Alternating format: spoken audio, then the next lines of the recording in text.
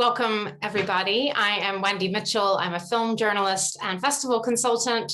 I'm thrilled today to be here talking about the European Women's Audiovisual Network, also called EWA or EWA. And we're specifically talking about their mentoring program for women producers. We have a special guest today who is Paula Vaccaro, who's a producer who founded Pinball London in 2009. She has worked on many films, including Venice Prize winner Listen, Uncle Howard, On the Milky Road, Ginger and Rosa, and many more. So Paula, thanks for being here to talk about EWA. And my pleasure. I guess you were already a member of EWA when you heard about this mentoring program, and why did you want to be involved? Yes, I was a member of EWA before it was launched, and I think I wanted to be involved because I'm a firm believer of involvement. First and foremost, that was one of the programs that they put forward to have members interact with each other, and as someone who doesn't really believe in meritocracy, and I thought the only way that we can raise each other is by interacting and trying to support each other's efforts. So to me, the approach to the mentorship program was first and foremost about that, about how can I support other colleagues who are maybe in need of some distance to what they're doing, or some analysis from another POV of what they're doing. Because to me, mentorship is exactly that, is a way to, it's not a vertical scenario. It's actually a scenario where, especially in this industry, sometimes a person is going to be on the other side of the table, and sometimes it's going to be on this side of the table. And having that distance and that possibility of looking at things from another place gives you the, sometimes the boost you need, sometimes the ability to look at your own projects differently. And sometimes it's all about being just daring to do that step. And maybe also because as an immigrant myself, there is something I can talk about in that space, because when you leave behind your original network, which is your country of origin, and then you travel to another place to try and rebuild yourself or remodel yourself, you go through a lot of hoops, and maybe that is also why I wanted to get involved, to really share that experience. And keep in sight that there is no real destination. It's always the journey. Great. And who did you mentor? Who did they match you with? So the first year, they matched me with, actually they matched me with two people, because the first colleague, she was at a crossroads in her company, and she didn't really know how to continue building her company. So it was like an entrepreneurship conundrum, let's say. And then she got pregnant and decided that she actually wanted to be a full-time mom at that point, or actually go through her pregnancy and take some time off. I don't even know if her pregnancy needed that time, but that was her decision. So I mentored her a tiny bit, and then I went through with Anna Bofarul, who was in Barcelona. And Anna, who is a fantastic, multitasker, filmmaker, director, producer, writer, she was taking a lot of things and needed probably that kind of, sight into, what you're doing and how you're doing it. She had a few setbacks on some of the projects, but she had an enormous amount of energy, and she just needed, a tiny bit of reflection on what she was already doing. And so Anna went on to, and a bit of belief probably in what she was doing, because of course, when you get so many times someone telling you, no, and the doors close, of course you start doubting yourself. And so we had a few very intense sessions. She had many projects at the time. And then I think a year later, and after that, she really took off with her projects. She ended up at in Cannes with L'Atelier, and then she had, she was shooting. And it's funny because when of course, you continue being in touch with with the person that you call your mentee, or at least I'd like to be in touch with my mentees afterwards. And when coronavirus started, I will never forget, she called me. She was in the middle of a shoot of one of the projects that we had been discussing, and she was abroad. And she said, Paula, if all the frontiers are closing, I really need to know, what do you think I should do? And I said, listen, what I think you should do is just leave, close everything. It's just coronavirus, pandemic. Don't risk yourself. She said, fine, I'm going to stay. And I loved it, because actually, I think that's the best thing. You are not a superior voice. You're actually a soundboard as a mentor. And so the best thing that can happen to you is that your mentee actually looks at what you're saying and is like, okay, this is what Paula's saying. Does that make sense to me right now or not? No, it doesn't. Okay, thank you. And then she continued, and she finished her shoot, and off you go. So that was my first case. And then right now, this is the second time I'm mentoring, and I have a mentee from Belgium, Han Filpo, and I always tell her that I think she could mentor me, because because she has done, like, I don't know, 20 something films, and she's a mother of 5 kids, and also the owner of a business. And I think that Hannah it needs specific things right now that have a lot to do with what I was saying before. I think is to do with the perspective, and nothing to do with I don't know, and vice versa. Yeah, well, first of all, I wanted to mention that we are going to be interviewing Anna, so people can hear her side of the experience in a separate interview. But yeah, I think it's really important that the program is designed so that, I think, yes, it's not about I'm at the top and you're at the bottom and you learn everything from me. I mean, what would you say you've gotten from it, from your mentees? Have you learned something, or just thought about something differently from meeting these women? Absolutely. I would say, I think mentorship is most effective when it's actually at a very high end level. Like, many times people say, oh, you've done so much to me. And I think, oh my God, if somebody had mentored me, I hope I would have done a lot more. But I think that when you're trying to get unstuck moments, let's call it that, from somebody else's career, because this is not necessarily an early entry mentorship. These are people who have a lot of experience, and sometimes they just need this reshuffling.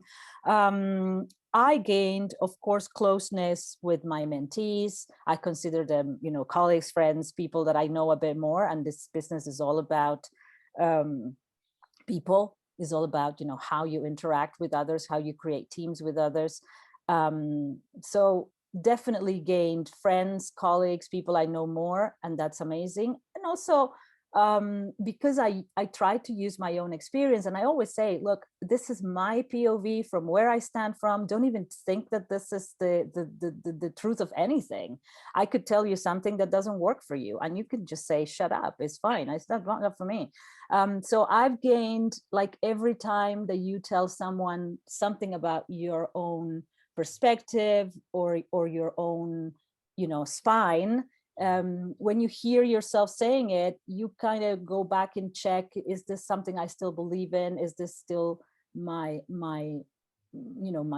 grounding comes from here? Is this the space I want to hold? Do I need to rethink this? So while you're thinking things with another person, you always grow in your own thinking and in your own experience. So they expand my heart, my mind, my soul, like with every interaction. I try to approach it as open as I can, in the sense that you put a bit of yourself in these meetings, and in this, when I see this people that we had conversations succeed, let's call it that, a part of me is in there, and of course you get a bit traditional and a bit proud, but not because they're your children, but because you're friends, and you're like, oh, I'm so happy that it worked. I'm so happy that it worked for this person, right?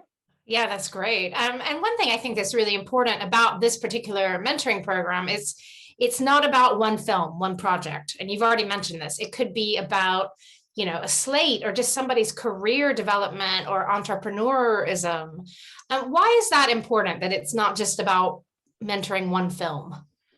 I think again, from my experience, when you mentor a project, you have to have something really specific to give about that project. It could be advice, for example, on a script, or but when you're actually trying to support, mentor, help a person in its entirety, or whichever aspect of that person decides to bring to the table, you are actually delivering something that the person needs, that's going to take within, in this case, herself, beyond one project, right? And maybe that carries a bigger weight.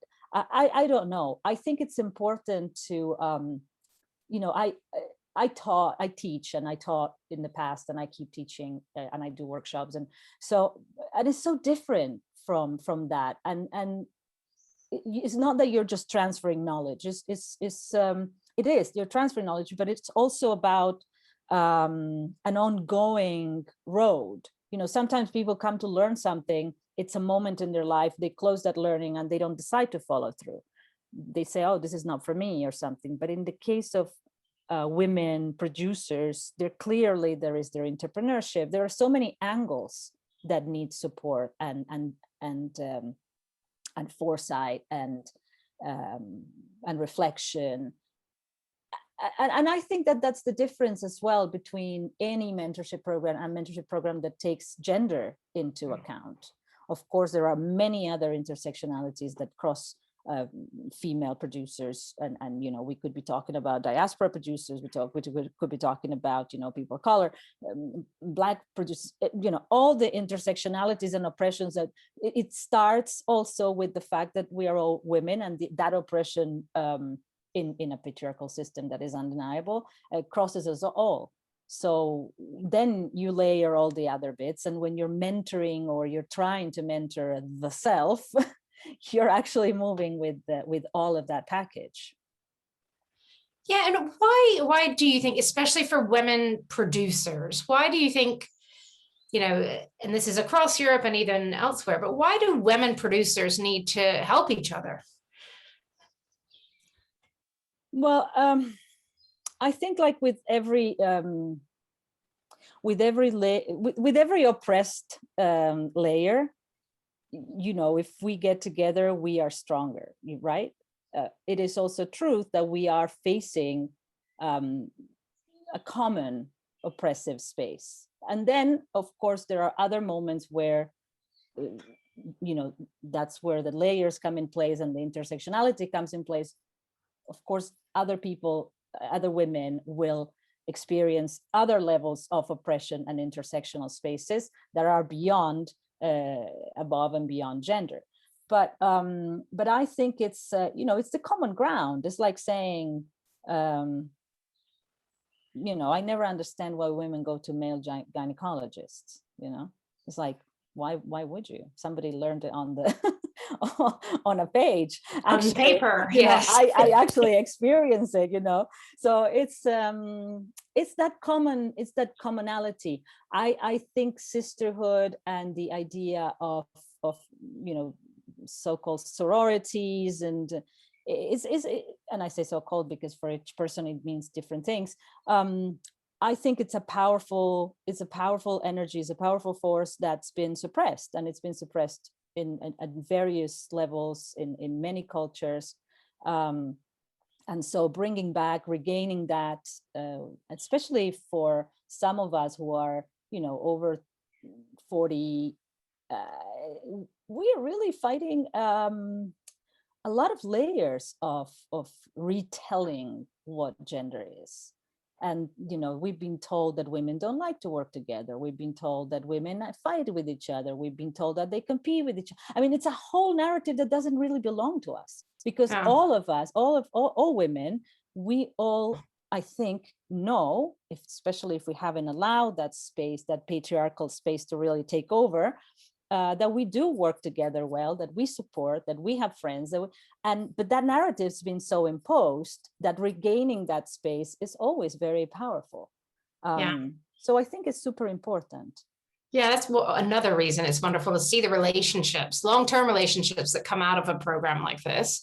What would you hope for the future of EWA's mentoring program? What do you hope this program can continue to do?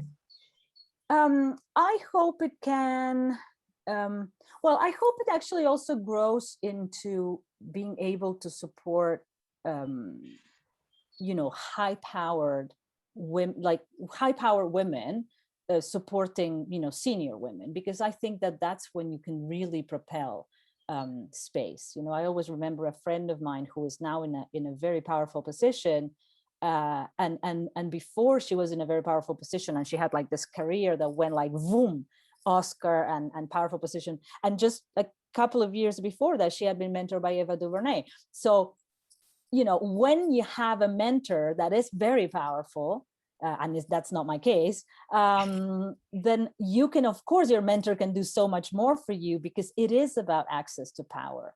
At the end of the day, what real mentorship is about.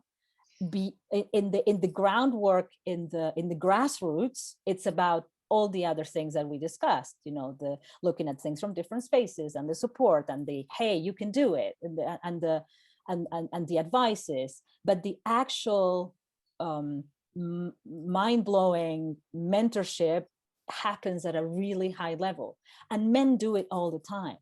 It is ingrained in the system. You know, they see each other reflected on that one that has less power, and they think, if I help this powerful guy come to the power with me, then he's going to be my mate, and we're all going to hold on to power. And so that's very ingrained in the way patriarchy works. So I think that I hope that Eva can actually harness that power and explore layers of mentorship that go at a higher, very powerful level, and that it still, of course, continues doing this mentorship, community building, which I'm going to call it at this stage, and also early entry advice. Although early entry advice, I think, is there's a lot in our industry. Our industry loves to rejoice itself in giving advice to those who know nothing, and you know, and create this idea of the good students. Of course, the good students then go on, and especially women realize that it's not about how hard they need to work, that there is a system that is pushing back. So that's when you have to find your community and your sorority spaces and see how you can open up the windows and the doors and move forward. There are many secrets to be told from the industry, and gender does make a difference in the same way that race does. The aspects of you know, the intersectional aspects of how racism works, and all those things. That's what I meant. Great. Well, yes, let's keep support happening at all levels, from the very new starters up to the most hallowed, powerful people in the business to get involved. Thank you, Paula, for joining us and talking a little bit today about being a mentor. Thank you, Wendy. Thank you so much. Yes, good luck with the rest of your mentoring and the rest of your producing. Thank you. Thanks a lot.